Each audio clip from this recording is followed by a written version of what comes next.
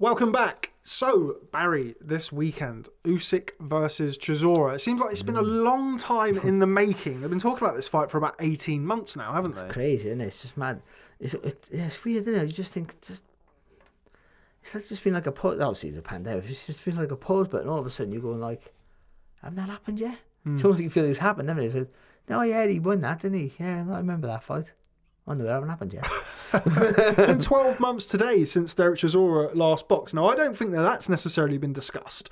The fact that Derek is, we all know what Derek is about and we all know what he brings to the ring, but he's also no spring chicken. He's had some hard fights, even in some of his victories. He's had tough fights. Carlos Takam fight, sort of jumps out for that, and he's now, approaching 40. He's at the end of his career. A year out of the ring is not ideal at this stage for him. It's not, but I don't think it's going to be a factor for this fight. I think this is not maybe the hardest fight of his career. He has some tough ones, but this is mentally the most challenging for him. Like, I'm not going to do what I did with Lomachenko and Lopez. I just can't see how he can win. But yeah, it's a difficult one. This is going to be for him. So by looking for things you see, it looks like he's trying all different avenues to get ready for this fight. And yeah, and he's got David Hay now with him, who's sort of a modern technique kind of trainer, isn't he? So yeah, I think he'd be as ready as he could be, to be honest. And this is his big last push at this level. Let's be honest. How much do you think that? I mean, I've not been to any lockdown boxing, so I can't really comment. But what's it going to be like on Fight Now? Obviously, we're used to having Derek Chisora sold out 0-2, Derek Chisora, all of that business. You're not going to have that this time. Now, we've seen him boxing kind of a ballroom in Monte Carlo and the performance that he gave there. Is that a worry, do you think? It can have an effect. More than him than I think more for him than Usyk, because when they're world class amateurs, they box in empty arenas anyway until they get to finals of competitions. So it'll be different for Derek because he's used to be having full crowds for a long time now. But I just feel, I don't know Derek Chisora personally, but just feel his character is a guy who just doesn't give a shit about anything until he does. Do you know what I mean? Like he says, no, I carry on. I think he'll adapt. I think he'll adapt quite easily, to be honest. I think it'll just be down to who's the best on the night.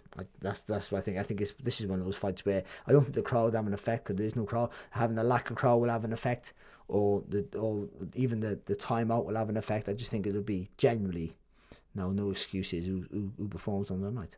Now, we saw it obviously in the Lomachenko-Lopez fight, Lopez going out and 4 completely different fighters, but there are some similarities in the matchup.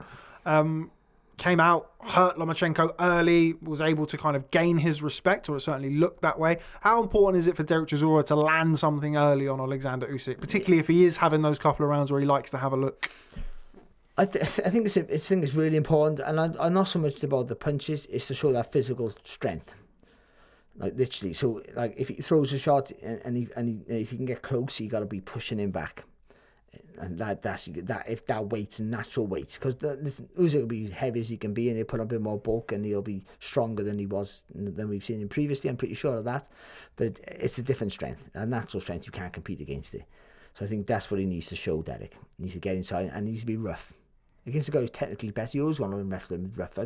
The weight of the shot will be important, but I always worry about after he throws a punch with Derek, because he leaves gaps and he falls with the front foot, and that right hand is so, that's the shot for him to be. He got a good left hook, but the right hand's the shot that gets him out of the way and puts him in trouble. It's so easy to read for a smaller guy, actually, because he's a little bit faster. If you've got fast feet, it's easy to read, or you get in and out easy. If you make him miss, he's over the front foot, and it's sort of a freak target, if you like. One of the things that David Hay says, I actually had a conversation with David Hay about Oleksandr Usyk in Vegas last year, and it was off the record, so I won't go too much into detail, but he was very, very complimentary over Oleksandr Usyk at the time, and this was kind of pre the Chisora. I think the Chisora was looking to fight Joseph Parker at the time, I believe.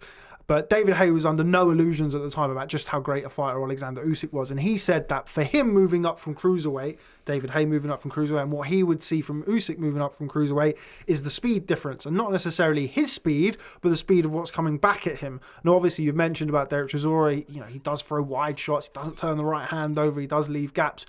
I think that the speed of Derek Chisora or the lack of speed of Derek Chisora is going to be the determining factor in this fight. I think, the difference with obviously with Usyk and Hayes, Hay had that massive punch and he brought it with him, but Usyk's a 10 times million better boxer than David Hay.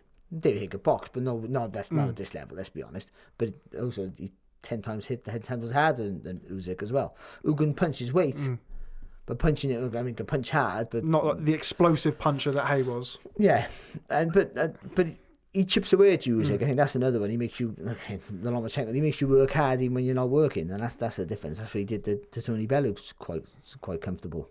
And I just think that stylistically, this is a good fight for Usyk, except for the strength and the weight, the unknowns, and we're not sure he's going to cope with the physical size and the weight of the shot.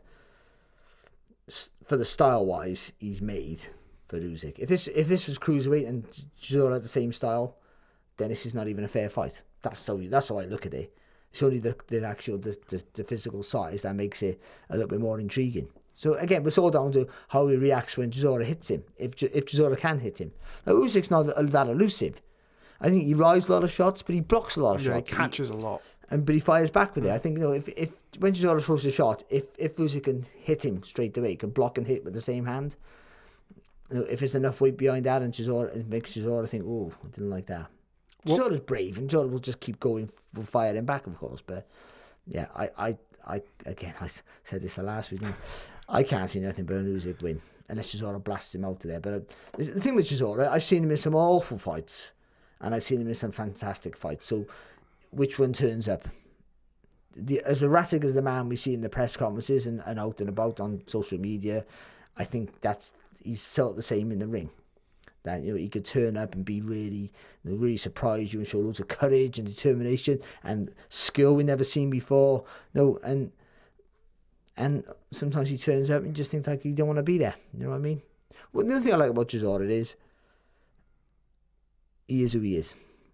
I don't quite like who he is. I don't dislike as a person. I don't the public persona that we see of him is not my cup of tea, maybe. But I admire that's who he is though. You don't try and pretend to be someone else. I think he's genuinely a bit of a lunatic. And I sort of like that. I don't like that, but I like that he don't pretend to be so. No, people just act like someone who on camera. Then off camera, they're totally someone different. I think he's genuinely who he is. This is who I am. And if people don't like me, they don't like me. If they like me, they're great, but I don't care. It's sort of like the anti-hero, isn't it? Yeah, but I am who I am. And you take it, you don't take it. But I'm not changing for nobody. And I admire that, even if I don't really particularly like it. And I think that's him. So he could just turn up and not fancy it. That's the worry with him. I think that's the worry with a promoter with him. You could turn up and think, I don't want to know. Like he did against Fury, the second fight. Oh, the second Fury was brilliant, by the way. But he just didn't want to know. After a couple of rounds, you see George just thinking, I can't get near this kid. I just don't want to be here. He almost Durandas, like, I don't care. And then other times, you just seen him just go, I will walk through a wall to get to you. Yeah, Takam fight, he took stick for 7 rounds, really. Yeah. The first round in that fight was a real hard watch. I remember Takam had him in the corner in the first round. It looked like potentially the fight could go in the first round, but he, again, had that head on that night that he wanted to, war and walk through fire and walk through anybody. What would surprise you more, a win for Derek Chisora or what we just saw from Teofimo Lopez? A win for Chisora, I think. Yeah, I think he's that much of an underdog, which makes it even greater for him. It's weird, see, because I sort of not to want him to win. I don't dislike him or not like him or dislike him, and he's British, so I should go for him. But because boxing's very much a personal sport, I almost sometimes think that nationalities shouldn't really have an effect. If Usyk's one of my favourite current fighters, so I half want to see where he goes. So I sort of wanted to do a good job on Chisora to get him in one of the bigger books. See what he's like against Josh. I'd like to see him against Joshua actually, because I think he'd have a better chance with Josh than he would with Fury because the size wise. But also Joshua could blast him out there as well. I think it's a really intriguing fight. So I wouldn't mind seeing that and see if he can be that good. But also a little bit at me would think, wouldn't it be just great if all of a sudden Chisora again. A man who's been recycled for the last 10 years, and he has, and rightly so, because he's he's not just no. The heavy, I said this before. I've said it for years. You can recycle a heavyweight till his legs fall off. I mean, even the ones who are bad, they just keep coming back and they get paydays and paydays and paydays because that's just the division it is, the way it is. But he's been recycled and sort of come back better and everything he's out on his feet, he comes back with a good win. Or when he loses, like Dillian White the second fight, which he's winning, and just gets caught. So he almost don't lose even though he lost because he's showing against a guy everyone's talking about should have boxed for a world title. And he was beating that guy until he got tagged. I mean, right to the end of the fight, almost pretty as well. He was beating him even with the point deductions. There was two point deductions. Exactly. Fight, And Chisora can outbox you.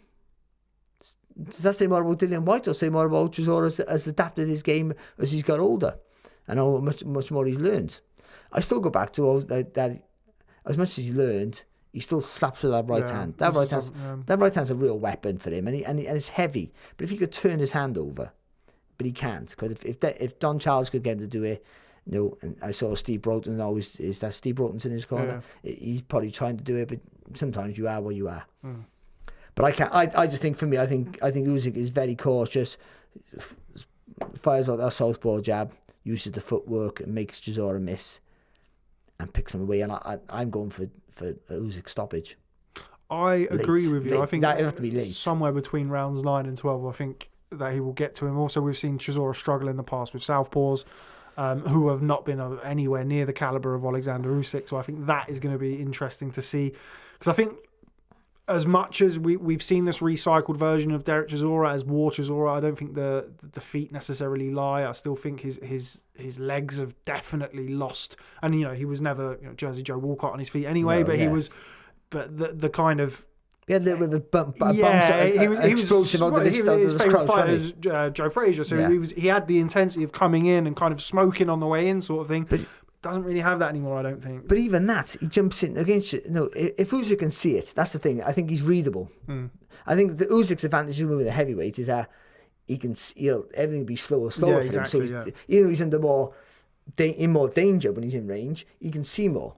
So if he can stay nice and calm and still have that control and that confidence, he sees Chisora tip down. That jump into the left hook, which can be ineffective, will just be so easy. He'll just be thinking, "Oh, I know where you're coming. I can see it now. So I'll give you a target to hit, and then I'm just going to take a little step, a little move back, and I'm going to go bam, bam, bam." Or left hand, I should say southpaw. Bang, bang, bang, and I'll triple up with the left hand, and you're just going to have to eat him because you're going to be off your feet, off balance. I sort of think either Chisora just gasses out late because he's trying so hard to close the gap and he hasn't been able to. And missing, when you throw punches, missing takes much more energy because you're missing and you're hitting fresh air. There's that's mental stimulation's not there as well for a start, and you've got to bring it all the way back. And doing that for a big guy, for little guys have, for a big guy, it's exhausting. And as the rounds go on, that tells it. And the rounds go on, and Usyk is picking the pace up each round going as well. You're going one way and he's going the other. And that's why, like you sort of mentioned anyway, that having success early in the fight can give you that stimulation. You can do it now. I've seen a route to success. So to get on him early, and I would just try and rough him up, get close. And anything from biting him, to pulling his hair, to poking your thumb in his, you can't. All this modern technique, all the equipment. No, you can't do all that stuff. Can't even foul a fighter properly. No, I did any of this. I was like I was like, oh, don't touch me. But I think he really unsettles the better boxer. The technically guy, you got to get him out of his mindset and try and get him ruffled and try and get him to. I boxed a kid who was nowhere near as good as me. I dropped in twice with left hook to the body as an amateur, 2 left hooks to the body in the first round, and he kissed me, and my head went. Why did he kiss you? Why didn't he? Why shouldn't he? Because he's on his way. He's finished. He's done. One more left of the body and he's done. And we got in close, and I've gone for the kill. Not the kill. I've gone for the finish.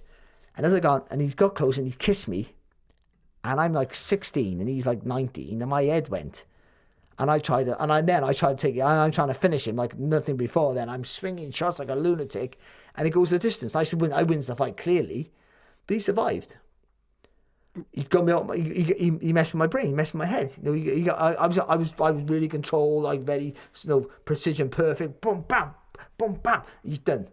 All of a sudden now I'm all over the place. And that's what you're going to try and do to Usyk. Get him out of that real robotic mindset of this is what I'm going to do. You do that. Oh, I'm going to do this. Bang, you pay for that. Make you miss, pay for that.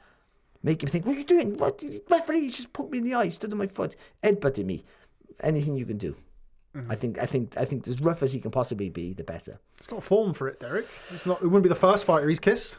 Or spat at, or whatever else. Or thrown tables at. Yeah, he's slapped Pulev. I think who was it? I was talking to somebody and they were telling me about. I think it was Kalle Sauerland was telling me about when he promoted Derek Chisora and he went over and they boxed Pulev, and he slapped.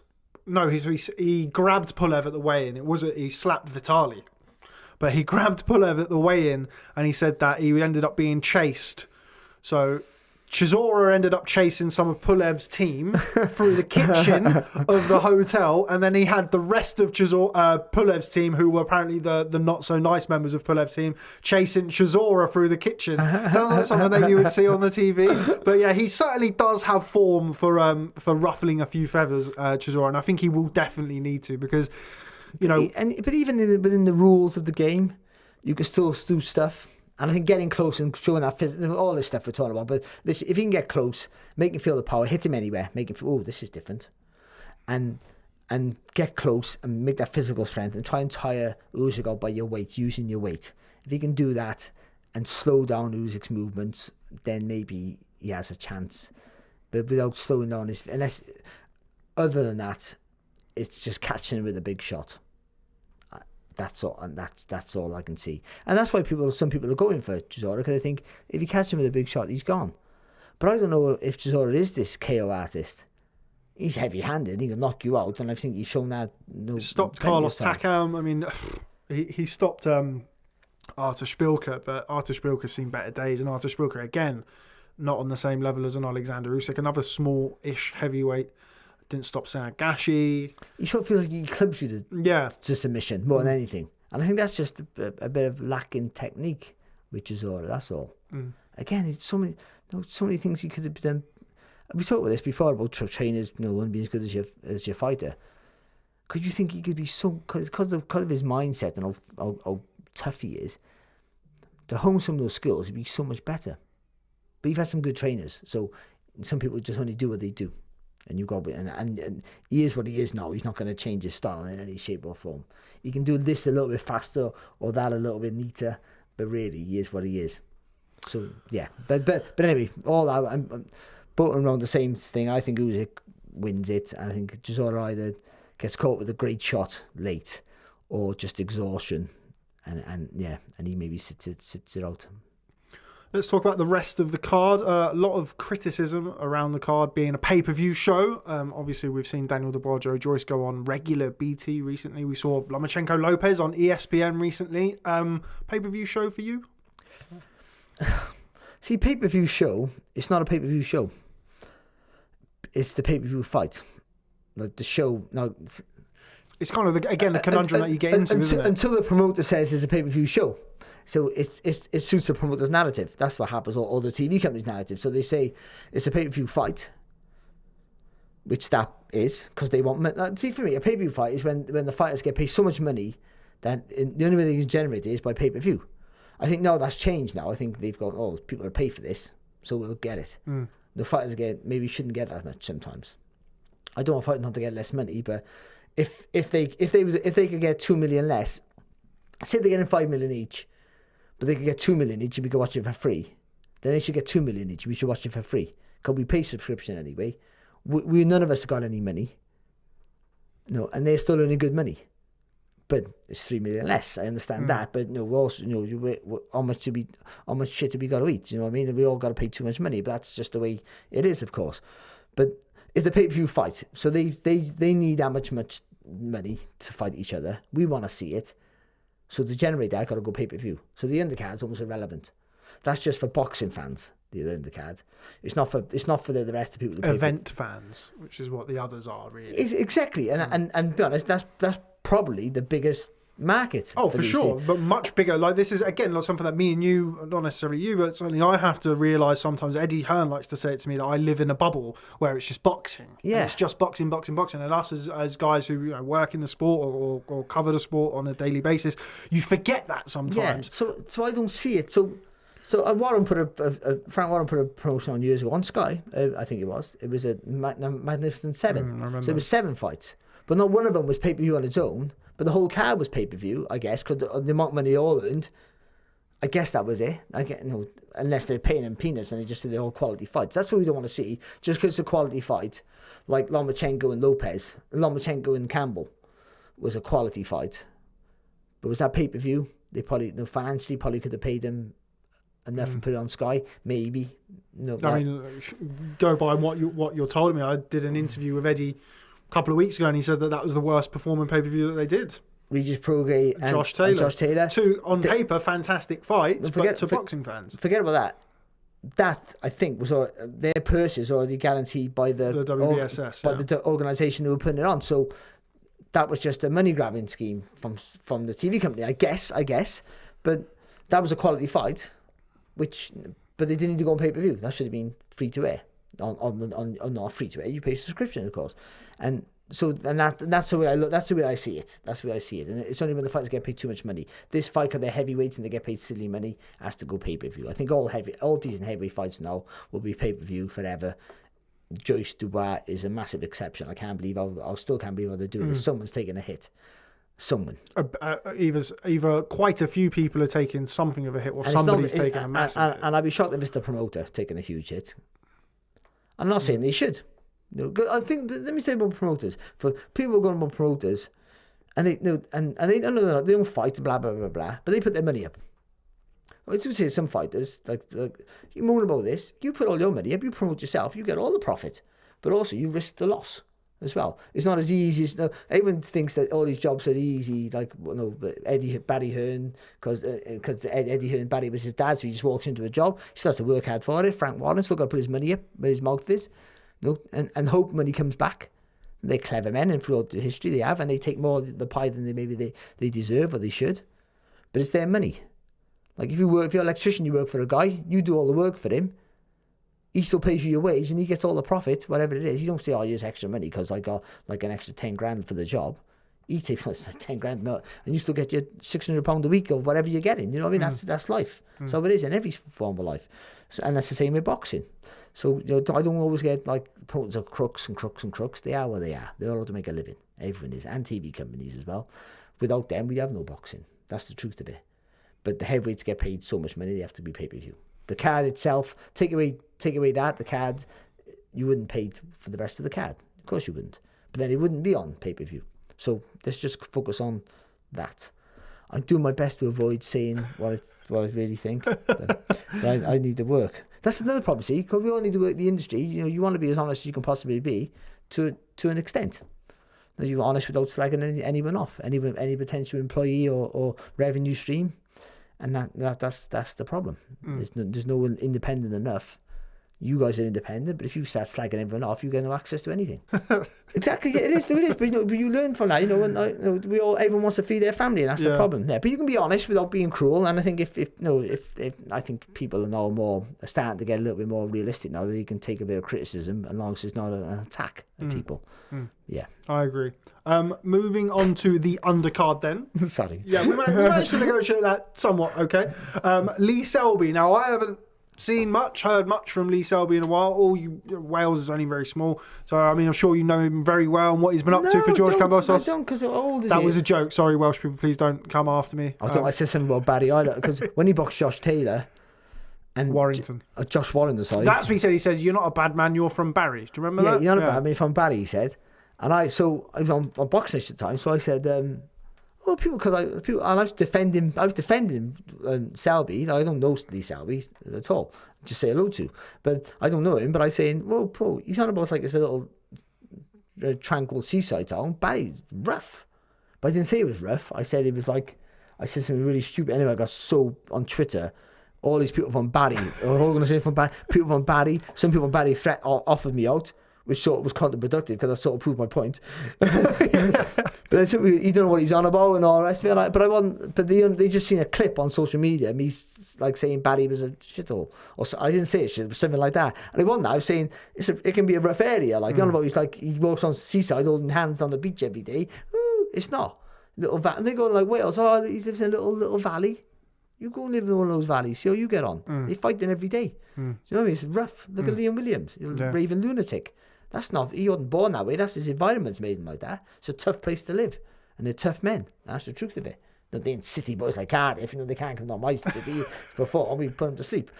Not me personally. I talk them to sleep. Go 10 rounds. I take them outside, beat them on points. But yeah, but that would be probably it. But yeah, so that was it. But yeah, so Lee Selby, like he's a talent though, Lee Selby, and Warren was brilliant that night, and the weight maybe was a factor, but Warren was technically and tactically really good that night. I worry about Selby. The advantages he had as a featherweight, being so tall, long reach, and he got away with some frailties in his makeup. But he's still a quality fighter. He's tough. And he's experienced. And he hasn't really had loads of wars either, though he is getting on. He's been around for a while. I still think it's what he's got left in this fight, more than what Kambosos. Well, I've seen him a little bit on YouTube. And fight with Mickey Bay. Yeah, but some of the wins, some of the stoppages, and he looks basic-ish. He got a lovely uppercut, which the one that put Bay down, and so there's things he could do, but it's about Selby's makeup. If Selby can be 70% of the Selby that we've seen at his best, which was a long time ago now, let's be honest, then I think he does the job, Selby. I think he outboxes him quite comfortably. But again, he doesn't have those advantages where he can dance around and flick you the long jab and keep you at range, because that long jab is not so long anymore. Because the guys are 5'9" now, they're all 5'6", so there's a difference. So he's had to adapt a little bit, and he hasn't adapted as good as some other fighters have moving up in weight. Winner of that fight becomes mandatory challenger for Teofimo Lopez. Oh, you'd want to lose, wouldn't you? You want to? Well, congratulations. Well, there's a good chance, as we mentioned in this podcast, that you could become mandatory challengers for a vacant belt. Yeah, and that's for Lomachenko instead. Hey, congratulations. Yeah, that'd be difficult. While we're on the subject of Lee Selby, somebody who I'm always very keen to talk about, obviously linked to Lee Selby, is his brother Andrew. Yeah. For me, for my money, one of the great wastes of talent, and that's not meant disrespectfully to Andrew, one of the great wastes of talent that we've seen in British boxing, certainly of recent years. One of the best, if not really up there with one of the best fighters I've seen ringside, in my opinion, Andrew Selby. Yeah. Oh? Oh no, you never see me fight, but no. As an amateur, no, he was brilliant. He was fantastic. As an amateur, just so skillful, so naturally skillful. He stayed amateur too long, but then you could understand he was on that squad, so he was getting wages, and his style was suited to the amateurs. And at the weight he was, he's never going to earn millions as a pro.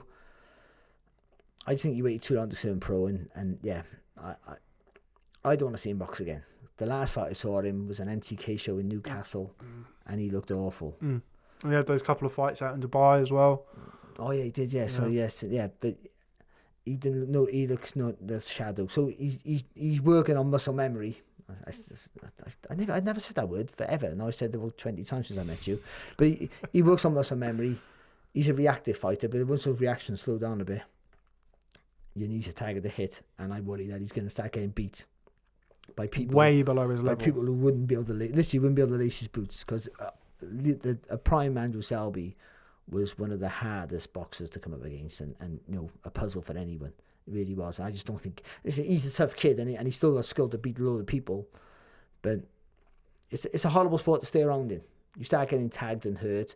This is not the sport to stay around in. That's what I say. And it's hard, because all you've known all his life is boxing, and we spoke this again the other week, didn't we? But what else do you do? But he's still young. You don't think he's young, but he's still young, so he could find another avenue. And it might still be in boxing, in another area, of course. But I don't want to see him fight again. I don't. Like Lee's okay, because Lee's stayed at the game for the whole time. Lee's still in that area of decent paydays and potential big paydays. Again, that's another worry, because you've got that potential big payday. Do you keep going on trying to look for that and get hurt on the way? But he's still at that level now where he's earned good money. Lee, to be fair, because he at the beginning of that PBC money, wasn't he? But he earned really good money. So he's earned good money, and where he lives as well, that money will be more. And he's still earning decent money to keep going, so he can keep going for a little while. And he's not getting bashed up himself. Andrew didn't earn that money. The money's not there for him at his weight and his level right now as well. So he finishes tomorrow, and he's had a great amateur experience, and he could pass that knowledge on to other people. He would be an asset. But if he never fights again, I'd be happy. and he had a great career. Not as a pro, but as an amateur, one of the best Britain's ever produced. Sensational fighter, really is. And if you're watching this and not as familiar with, I mean, without being disrespectful, the other Selby, as he's become, then do have a look at Andrew Selby's amateur. And yeah, he's showed glimpses as a pro, obviously not necessarily the same fighter. Tommy McCarthy boxes for the vacant EBU title. Tommy McCarthy's had an interesting kind of period of the last few years. He came back and got that great winner over in Italy against Fabio Turchi. He boxed this past weekend, actually, Turchi. So interesting avenue for him and a really good time to be a cruiserweight in the UK. Lots of guys coming through. It is, and again, the kid, I like McCarthy because he's sort of good all-rounder without doing anything exceptional. And he rebounds. That's what's good for him. And again, now he's boxing a vacant title against Bilal Laguna. He boxed. He drew with Dmitry Kucha. Yeah. So he's boxing kind of European level. Kucha was European champion for a while. But when you see his style, I think he's one of those fighters who looks easy to beat, but is quite awkward. But I think McCarthy had no trouble with him. I think with McCarthy, you got to whack him. It was what we saw in the Richard Riakporhe fight. I think you got to whack him. I think that one of those. I think once you whack him, it gets him out of his rhythm, and he's done. I think awkward styles, because he was a good amateur, McCarthy. I think that awkward style thing, he'd be all right. So I'd expect him to win. And all of a sudden, and again, but what a division, because all of a sudden now, he loses against Riakporhe, and you think you got to do a rebuild. It's been a short rebuild, hasn't it? Went over to Italy, got that win. Yeah, he gets the European title fight now, and he's ahead of the game. Well, not, but he is, isn't he? He's quite feasibly get the Riakporhe's vacated the British title, so we could feasibly get the rematch for the European title if he is indeed successful. We spoke about recycling and reinventing heavyweights. Dave Allen versus Christopher Lovejoy. Never heard of him.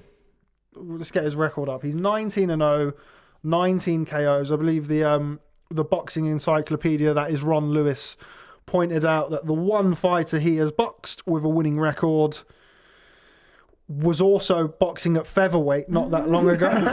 And he is a heavyweight himself. God. Oh no, so he's actually the boxing encyclopedia, Ron Lewis may have got somebody else for that. But anyway, these kind of records and these guys coming in under these circumstances. I mean, an American heavyweight who's never boxed outside of Tijuana. It's interesting, isn't it? It is. It's the fact that you tend to think at whatever level he still knocks 17 people out or whatever it is. So he's 19-0 19. now. So you tend to think there's still 90 people who he starts to whatever level they're at. So he must have some sort of power, obviously. But at what level? At what level? Yeah. So it's either a fight that makes that. I worry about Dave Allen, to be honest. I do too, so you can carry on. Because he's a likeable kid, talks really well, knows the sport, he's a good fighter as well. But that's the problem being a heavyweight. There's always that hope. One fight can change your career, you move on to the next level. You don't beat anyone above the level. He's lost to good people. But where'd you put him in Britain? I mean, maybe the lower end of the top 10, maybe. Exactly. So, and because of his size, and does he go any more further than that at any point? Unless it's a really bad. No, that's what I'm saying. We're spoiled for quality at heavyweights at the minute. He can still earn money, but does he become a punch bag when he's not? Doesn't deserve to be a punch bag? No, he has not enough skill to not be that, but he's too small. So he can never be nothing but that if he's going to step up a level. I don't know. I'm not punch bag. That's a terrible word to use. But he's always going to come second best. But then a win like this elevates him on a bill like this, and a win like this will elevate him to a level where he can fight. He'll probably get like a Huey Fury fight or something for the British title. Yeah. Well, the Huey Fury would be one of the better ones for him because even though he gets up boxing, he might get hurt. That was exactly. But style wise, that's and he might get knocked out by Huey Fury. Huey Fury can punch hard, and what people think of Huey, because Huey still Huey's only mid-20s now, isn't he? 25, 26. Exactly. I think, You know what I mean? Hurt Kubrat Pulev as well. Huey Fury hurt Kubrat Pulev. Yeah. Right hand. And he'll start mature now in the next 4 or 5 years. He's still got a long way to go. Yeah, if you turn too young, if you're looking back now. But you Dubarit's him for size. Joyce, the physical strength of Joyce and the size. Chisora even now is the end of his career. So the David Price. David Price is a good barometer for kind of British level and above, I think, at this stage of his career. Obviously, and again, it kind of goes back to it's all relative in boxing, and that's certainly no disrespect to David Price. I mean, a lot of fighters would love to be British title level, and the lines between British and European and world is as blurred as they've ever been. But we saw how one-sided that fight was. Dave sat across from me on the first podcast that we did in here with Michael Watson. And told me that, after that fight, he couldn't feel his legs and he couldn't, he thought he was potentially paralysed. And it's bad enough for any weight to get hit, the punches have an effect. After you retire, they have an effect. So I don't think about now. He'd be fine now. But being much smaller than these naturally bigger guys and getting whacked in the head all the time, how does that affect you when you're 40, 50? You won't care about it now because you're a young man, but it will have an effect on you. Because I'm almost 50 now. All of a sudden, where did that go? But I've taken hundreds of thousands of punches. Well, I took 7 actually. just all from Marcelino Freitas. Yeah. But I had a long amateur career and I had fights. But it was as a kid when your brain cells are still growing and reproducing. But it has an effect on you. It has an effect, and my body feels the effects now. I think he's a big guy getting whacked. That's my worry for him. And he's done hundreds and hundreds and hundreds of rounds with outside of the fights that and just look at the fights that he's had. It's like kamikaze matchmaking times 100. But I mean, you look at the rounds that he's boxed in, in the gym with your Anthony Joshua's, your Fraser Clarks, your Joe Joyce's, and Tyson Fury. Recently, Oleksandr Usyk. But also, I don't know the kid. Why do I care about him? But no, I don't care about Chisora getting whacked on the head.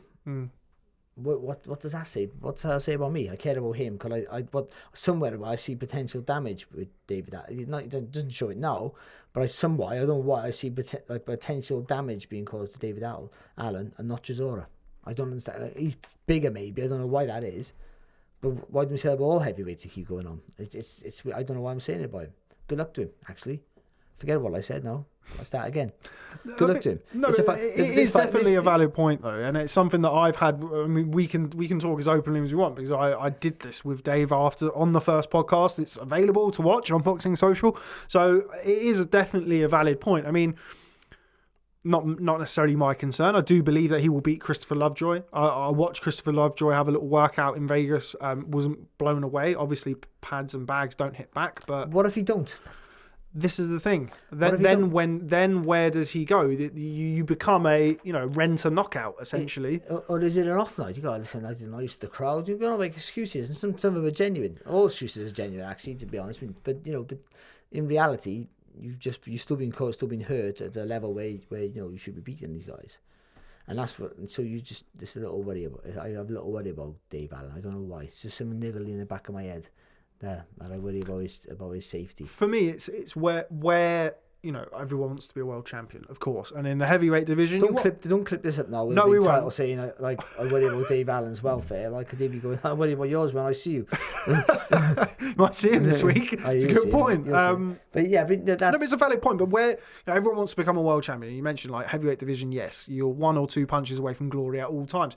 If he would have beaten David Price, he was going to box Alexander Povetkin, which is just incredible when you think about the last 6 months, 12 months, or kind of post David Price rolling into. I mean, Povetkin beat Hughie Fury, beat him well, and then he obviously knocked out Dillian White, and you kind of think that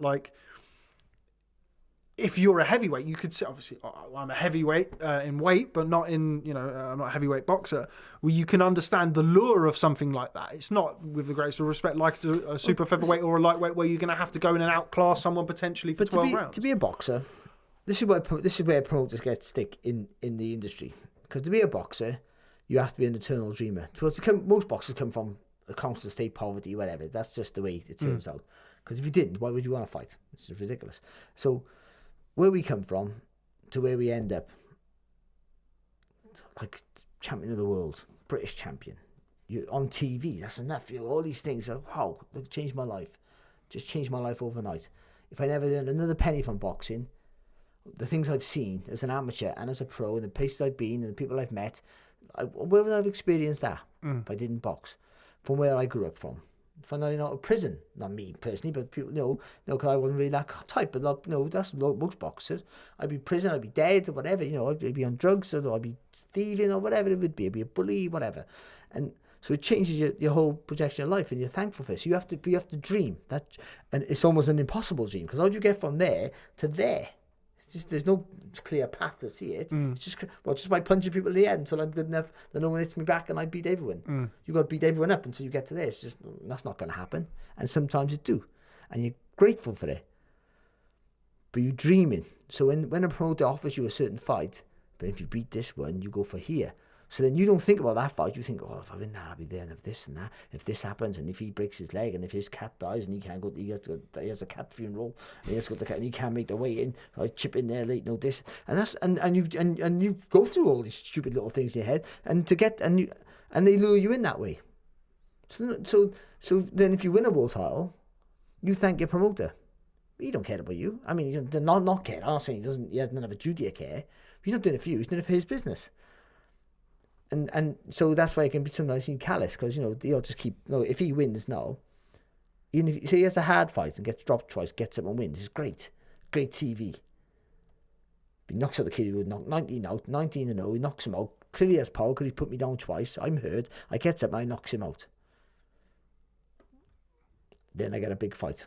I get another big fight, another big pay-per-view fight. But I've been hurt again by a guy really who might be crap. But I get a bit of a big fight against another guy who might hurt me. What if I win that by accident? All right, by definition, then you become a good fighter because you're beating good people. But it's somewhere down the line you're going to get up against a level where you're no good and get seriously hurt. Am I making sense? Yeah, here? of course. Yeah, definitely. And that's where people in the sport who are intelligent can use your dreams to engineer you and whisper in you, go ahead, keep doing that, keep going there. I'm not bitter. But it's reality. Yeah, I'm not bitter about so I'm just being honest. No, exactly. And you are more qualified to speak about that than most, or anybody, or just as qualified as anybody. So sometimes being in a tunnel gym, you have to be there and that's the beauty of the sport, because you go from nowhere to somewhere all of a sudden. You go from nobody to somebody. But also those dreams can be used to put you in a situation that you probably shouldn't be in. No one's looking out for your best interest. And because you're an adult. And that's like in anything, like any job in life. You're an adult, you look after yourself. But because you had a dreamer, because you're still when you're in boxing, you're still a big kid, really. Let's be honest. Until you retire, you don't grow up until you retire. And you're always chasing that last penny. And if you're always chasing that, and you've had a decent payday, if you've been on TV, then you want to be on TV again. Because who don't want to be on telly? Who don't want to be famous? I don't particularly want to be famous, but especially the modern kids now, everyone wants to be famous. Being famous is more important than being rich. No, being famous is more important than being a champion nowadays.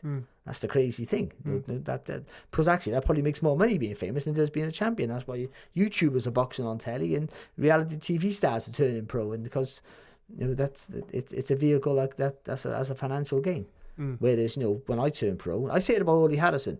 The reason I think Ole Harrison never become, he's done a brilliant podcast with Steve Bunce recently, actually, and I didn't mention another podcast on your podcast. On your podcast. Yeah, on my podcast. But is that when I seen an interview and he said, when I was young, I always wanted to be famous.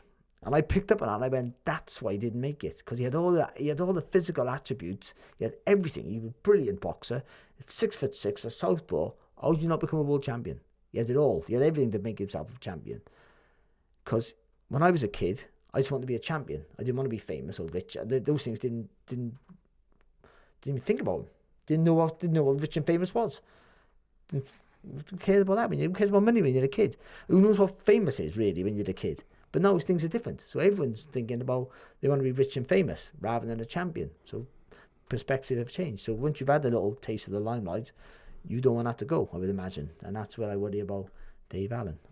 I totally lost my way there. That's fine. No, I think it made sense. And kind of you mentioned that once you've had a little taste of it. I mean, boxing, in my opinion, again, not boxed, but even from my experiences in my job, it gives you a buzz even from outside of the ring that you can't get from anywhere else. So I can only imagine what it's like for people who have, not only boxed at this level, but have boxed all the way up from that level, and trying to kind of walk away or pull yourself away from something like that must be impossible.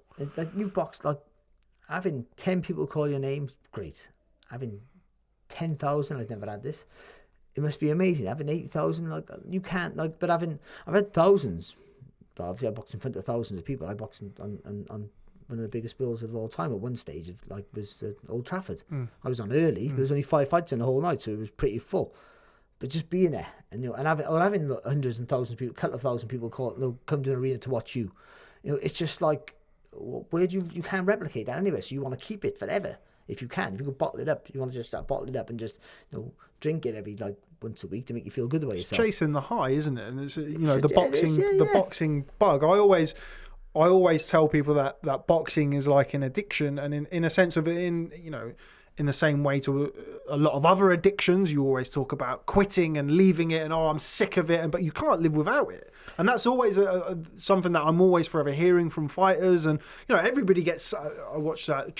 I'll mention another podcast, Tris Dixon's podcast, Boxing Life Stories. He's just done with Paul Smith, where he said that every you get like a cycle where boxing's great, I started to not really like it now, and then you get to a point where you just hate it, but you can't let go of it because it's all you know. I mentioned it like it's like a first love.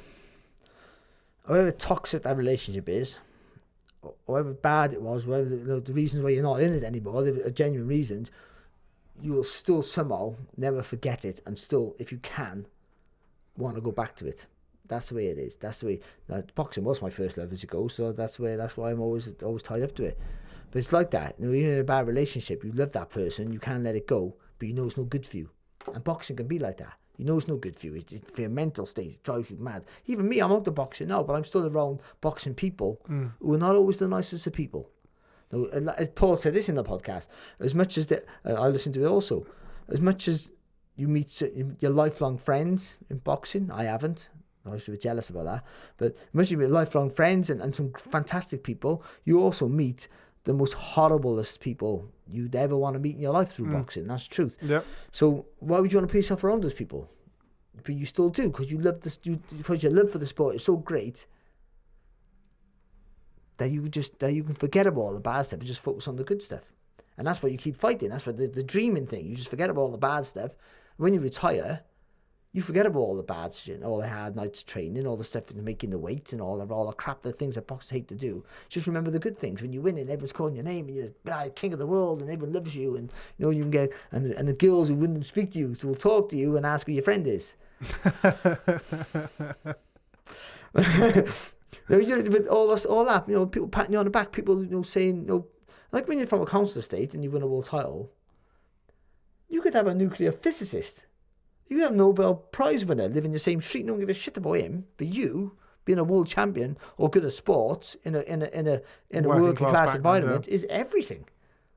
So you can't do any wrong. You can't. You can't do any wrong. So it's just, and when you're from a community like I was, which is like quite close, then the love you got. You haven't got. You're not arrogant. The good thing, people want to be arrogant, which is great. But like people respect, people look after you. No one's going to start on you, and it's just brilliant. Like it's just, you can't look at this. Look at I made it now. You just feel you made it there. So you step outside your environment, you think, wow, this is different. But then for superstars like Carl Zagin, they get it like Lennox. They get it nationwide, internationally wide, worldwide, and how would you let that go? Because you're forgotten about. Because the next big thing comes up and all that. And some fighters, they've still, even the ones who've, like most fighters, by the way, haven't earned money. That's the same about Dave Allen thing. They haven't earned enough money to retire. Like I never. I had to get a job. That's another thing. Imagine being a world champion 1 month, and the next month you go and get a job. Not a month, a couple of years later, you go and get a normal job. You're like, oh God, where do I get a job now?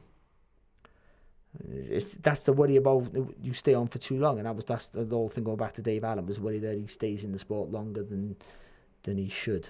I know he's still a young man now, but I just worry about him. I don't know why him in particular.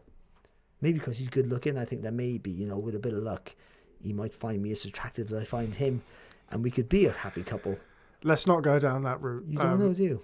Yeah. I know enough about Dave to know he probably might be interested. But anyway, thanks very much for popping by again for the Boxing Social Podcast, Barry Jones Social Podcast. Always a pleasure. Do appreciate you helping us out while Mr. Dave Allen he's actually paranoid about getting COVID after Christian Hammer caught COVID. So Jamie Moore has him locked in his own white rhino bubble, which I'm not really liking the sound of that. I felt like Dave and his white rhino bubble could stay by themselves. But no, we do appreciate you popping by, Barry, as always. Nice.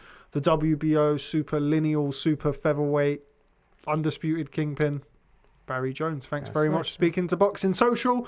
See you in a couple of weeks, probably.